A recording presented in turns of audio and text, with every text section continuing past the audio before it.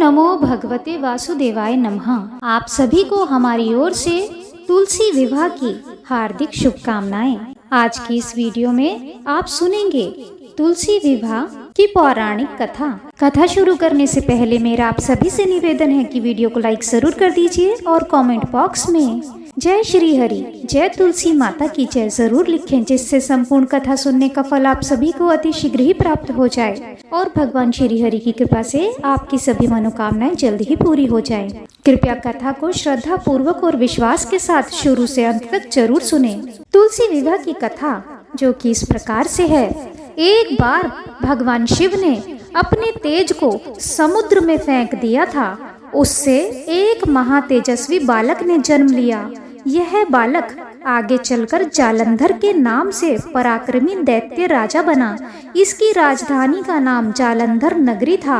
दैत्यराज कालनेमी की कन्या वृंदा का विवाह जालंधर से हुआ। जालंधर महाराक्षस था। अपनी सत्ता के मद में चूर उसने माता लक्ष्मी को पाने की कामना से युद्ध किया, परंतु समुद्र से ही उत्पन्न होने के कारण माता लक्ष्मी ने उसे अपने भाई के रूप में स्वीकार किया। वहां से पराजित होकर वह देवी पार्वती को पाने की लालसा से कैलाश पर्वत पर गया। भगवान देवादिदेव शिव का ही रूप धरकर माता पार्वती के समीप गया, परंतु माता पार्वती ने अपने योग बल से उसे तुरंत ही पहचान लिया तथा वहां से अंतर्ध्यान हो गईं। देवी पार्वती ने क्रुद्ध होकर सारा वृतांत भगवान विष्णु को सुनाया।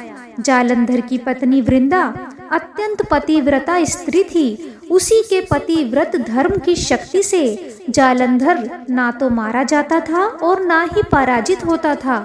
इसीलिए जालंधर का नाश करने के लिए वृंदा के पतिव्रत धर्म को भंग करना बहुत ही आवश्यक था। इसी कारण भगवान विष्णु ऋषि का वेश धारण करके वन में जा पहुँचे, जहाँ वृंदा अकेली भ्रमण कर रही थी। भगवान के साथ दो मायावी राक्षस भी थे, जिन्हें देखकर वृंदा भयभीत हो गई। ऋषि ने वृंदा के सामने पल में दोनों को भस्म कर दिया।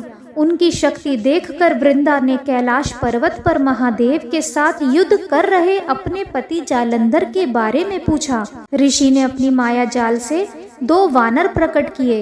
एक वानर के हाथ में जालंधर का सिर था तथा दूसरे के हाथ में धड़। अपने पति की यह दशा देखकर वृंदा मूर्छित होकर गिर पड़ी।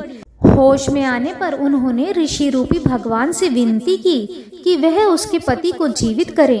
भगवान ने अपनी माया से पुनः जालंधर का सिर धड़ से जोड़ दिया, परंतु स्वयं भी वह उसी शरीर में प्रवेश कर गए। वृंदा को इस छल का तनिक भी आभास न हुआ।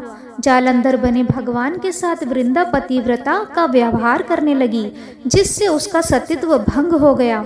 ऐसा होते ही वृंदा का पति जालंधर युद्ध में हार गया। इस सारी लीला का जब वृंदा को पता चला तो उसने क्रोध होकर भगवान विष्णु को हृदयहीन शिला होने का श्राप दे दिया।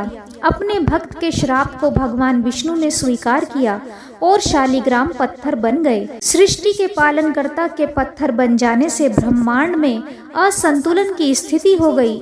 यह देखकर सभी देवी देवताओं ने वृंदा से प्रार्थना की कि वह भगवान विष्णु को श्राप मुक्त कर दे। वृंदा ने भगवान विष्णु को श्राप मुक्त करके स्वयं आत्मदाह कर लिया।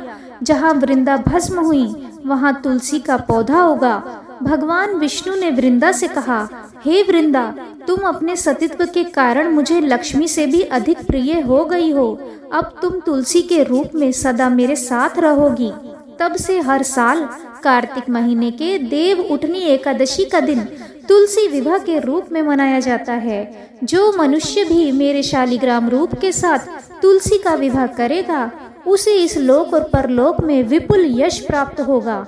तो यह थी तुलसी विवाह की पौराणिक कथा। बोलिए जय श्री हरि, जय हो तुलसी माता की जय। ऐसी मान्यता है कि जिस घर में तुलसी होती है वहाँ यम के दूत भी असमय नहीं जा सकते। मृत्यु के समय जिसके प्राण मंजरी रहित तुलसी और गंगा जल मुख में रख कर निकल जाते हैं, वह पापों से मुक्त होकर बैकुंठ धाम को प्राप्त होता है। जो मनुष्य तुलसी व आंवलों की छाया में अपने पितरों का श्राद्ध करता है, उसके पितर मोक्ष को प्राप्त हो जाते हैं। जय श्री हरि। यदि आपको हमारे द्वारा सुनाई गई कथा पसंद आई हो तो वीडियो को लाइक ज़रूर कर दीजिए और कमेंट बॉक्स में जय श्री हरि जय तुलसी माता की जय ज़रूर लिखिए, जिससे संपूर्ण कथा सुनने का फल आप सभी को अति शीघ्र ही प्राप्त हो जाए और भगवान श्री हरि की कृपा से आपकी सभी मनोकामनाएं भी जल्दी पूरी हो जाए। यदि आप हमारे चैनल पर पहली बार आए हैं और अभी तक आपने हमारे चैनल को सब्सक्राइब नहीं किया है तो कृपया आज ही चैनल को सब्सक्राइब कर लीजिए, साथ ही बेल आइकन को भी प्रेस कर दीजिए, जिससे हमारी आने वाली सभी नई वीडियोस की जानकारी आपको सबसे पहले मिले। जय श्री हरि।